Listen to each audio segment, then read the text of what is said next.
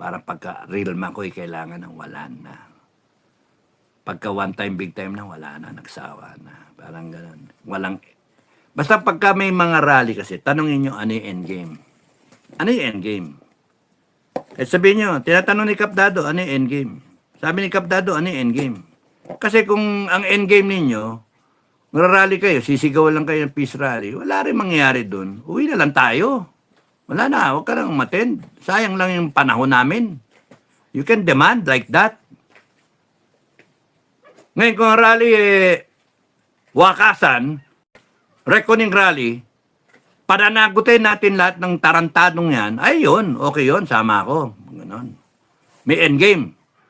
Pero pagka ganyan, rarally ka, and then announce ka doon, sigaw-sigaw ka. Alam na namin yun eh. Oh, alam na naman namin bangag yan. Alam naman namin na ninakawan tayo. Alam naman natin bendalo. Alam naman namin na ginagamit yung impeachment para tirahin yung mga Duterte. Ginagamit. Alam na namin lahat yun. Alam ko na yan. O, ano ngayon? Anong gusto natin mangyari? Yun yung tanong. And you have the right na tanungin. Yung mga bossing ninyo. Oh, sir, ano yung... Sabi ni Kapdado ano yung gusto nating mangyari? Paki-explain. Ang gusto natin, dumami tayo. dumami tayo. Ay, magkamarami na tayo. Ano nga mangyari? Hindi, magmamarcha tayo papuntang Malacanang. Gago ka pala, sir. Mamarcha tayo Malacanang, gago ka. Hindi nyo it's a trace. Your Honor, I object. Sabi yung banatan yung ganyan. I am registering my continuing objection. Kung ayaw ninyo ng short time objection, continuing objection. Bakit? Overruled. Bakit? Patatawin nyo kami, papupuntahin nyo kami dyan, umuulan, bumabal, sasaba kami, gugutumin nyo. Sige, okay kami. Pero palulusobin nyo kami sa Malacanang. O tapos, nasan kayo? Nasa kondo kayo. Ang mangyayari sa amin niya, it's a trace. Binanatan kami. Tapos nun wala rin nangyari. Kaya, anong gagawin? Di ba? Walang mangyayari. Pero pagka reckoning rally, ano yung plano? Ano yung gagawin ninyo? Kaya yung sinasabi ko nga ang possibility dyan na nakikita ko lang, one is mag-separate lang ang Mindanao, isa yun. Pangalawa is tumayo ang tao na armado sa galit, and that will provoke the armed forces to either be with the people or be with the government. At least they made a choice. Lilitaw yung talagang kartada, ang baraha. Maybe all of them or some of them, part of them, mahati, at least maliwanag na. Thereby, the tao can now invoke their sovereign will. Tangina ninyo. Tangina ninyo. Sesante kayong lahat. Tarantado kayo. Sovereign will. Tapos yung mga kakampi sa amin, dito kayo. Dito kayo sa bagong armed forces. Armed forces ng taong bayan. Then you have the civilian support and the military support. It will be successful. It's a 1, it's a 2, it's a 3, failure. It's a 4. Pwede ba isip-isipin nyo? Doing things all over and all over again. Kaya nga sinasabi ko, mag-usap yung mga leader. And kayo mga members, tanungin nyo. O sir, ano ba? Ano ba yan? Peace rally? Peace rally, kayo na lang.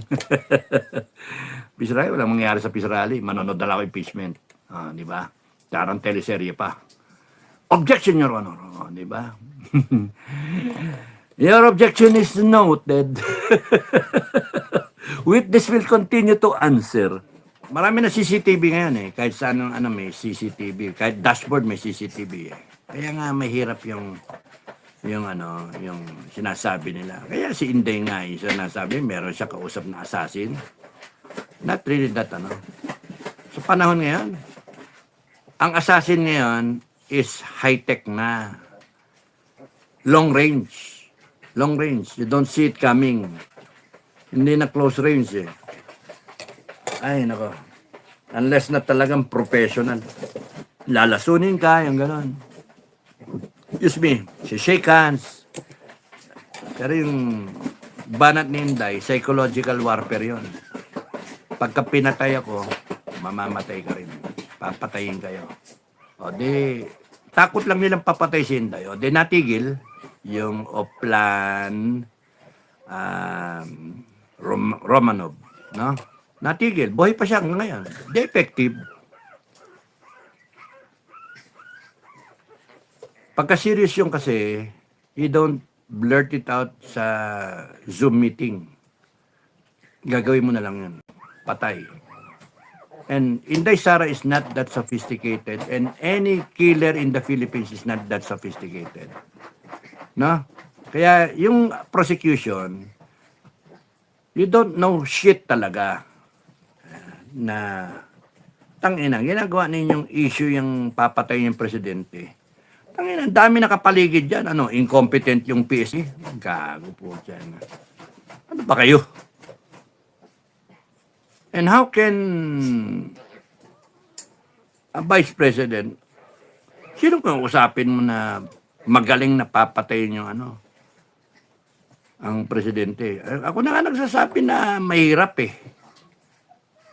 Mahirap. Marami nagsuggest sa akin ha, na upakan na lang si BBM at kung sino man, no, mga target. Sabi ko mahirap. Hindi ganun. Hindi ako naniniwala sa traiduran. Gusto ko harap-harapan. Mas gusto ko yung tao, Pilipino. At siya nga pala, pinaproblema ng prosecution si Inday Sara na ipapapatay si Marcos. No? Alam nyo ba, prosecution, alam nyo ba, sa dami ng ginawa ni Marcos na kagaguhan, no? Mastermind na sindikato ng flood control, alam nyo ba, milyon-milyon ng Pilipinong gustong patayin yan? Ang inang yan, hindi lang si Inday Sara ang gustong pumatay dyan kay Marcos. And alam nyo, pagka umikot na yung gulong na yan, at kunyari, si Inday Sara na ang presidente, tapos si Marcos captured.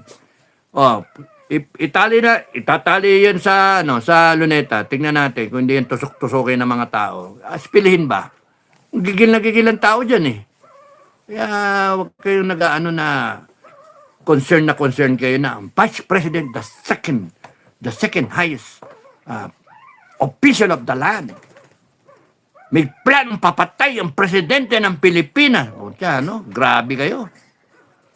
Ay, sa totoo lang, reality check, ha? Negative 50 something ang ano niyan, ang rating niyan, ang approval rating. Negative, ha?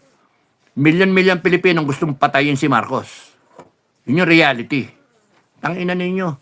Sa flood control lang grabe kayo. Trillion yung ninakaw ninyo. Tapos worry kayo si Inday Sara, Vice President. Subukan nyo impeach si Inday. Subukan nyo. Nasabi ko nga sa inyo, pagka yan in-impeach ninyo, ginilty ninyo, all the more guilty kayong lahat. Kasi kung meron man dyan, nasabi ko nga yung lasinggero na sundalo na for lack of any analogy,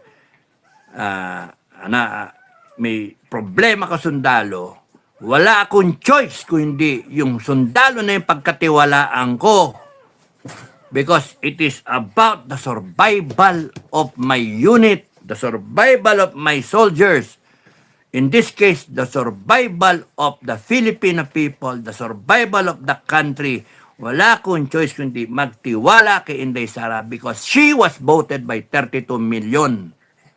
Di ko makilala yan O magsasalita siya. Gusto niyang pugutan ng ulo ng presidente. Gusto niyang patayin. May kausap na siyang patayin ng presidente. Pakialam ko. Ha? Sabihin niya, may 125 million na binunsa lang yan po tragis na pera ng... kayo, maggago kayo. Pagka yung ginilty ninyo, mas guilty kayo. Yun yung punto ko.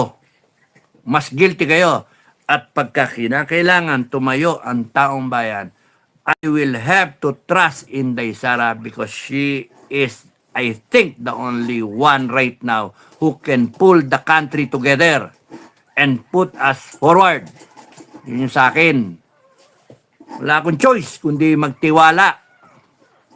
Wala kayong choice kundi magtiwala. Because given na yung sundalo na yan, sakit sa ulo. Lagay yun ang sundalo si Inday Sara, sakit sa ulo. Utang na hindi ko maintindihan eh. Minsan nakatawa, minsan may nita ulo. Nanununtok ng sheriff. Putang ina. No choice. Because when it comes to the survival of our nation, 32 million Filipinos, I'm one of them, trusted her. And we have to trust her. Now, more than ever. Because we are, na-enkwentro tayo, mamamatay yung bansa natin. We have to trust her. I don't care about the 125 na binibintang ninyo, tangina ninyo. Kasi pare-pares naman kayong gago eh. But what I am expecting is that she will deliver this country out of the mess. Yun yung reality. At kayong mga nag-iisip na you will do better than Inday, tabi muna kayo. Because there are 32 million Filipinos who will trust her. Isa na ako doon, I trust her. No choice. Because she will have to perform na she was trained to do. She saw her father, she was mayor, she was vice president, she is vice president, na kailangan mag-perform siya for the Filipino people.